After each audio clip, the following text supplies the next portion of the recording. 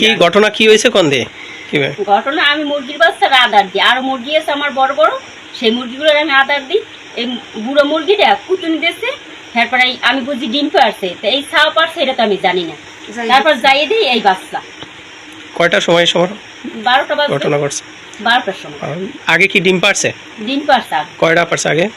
ডিম পারছে 7টা। এখন আমরা আবার রাইন্দা খাইছি 9টার মতনই, ওই এইটা মানে 9টা 8টা, তাই 2টা আমরা রাইন্দা খাইছি, আর একটা কালকে কুত্তে লই গেছে। তা এই অন্য ঘর থেকে যে দেখা গেছে যে ডিম তো আইনা দেয় নাই, এটা কি খোসা পাইছেন? কোনো খোসা পাই নেই।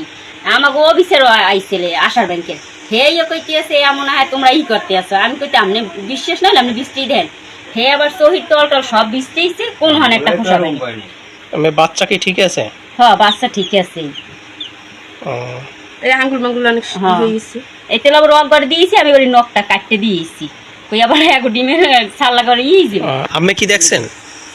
আমিও দেখছি, আমারে ডাক দিছে যে দেখতে যাই, এবার আইয়ে দেখি মুরগিটা নামছে মতই, মুরগি বাচ্চা তুই আবার আমি ডাক দিছি কইতে দেখতে যাই। এই রকমের ঘটনা আমি তো আর কোনো সময় দেখি না। এবার আমি আশ্চর্য হয়ে গেছি, কই আল্লাহ কি অবস্থা হইলো। এই বাড়ির মানুষজন সবাই বললাম দিছে, আমার মামা শ্বশুরকে দেখেন এই বাচ্চা লাইছে মুরগিতে ডিম পেরে নেই।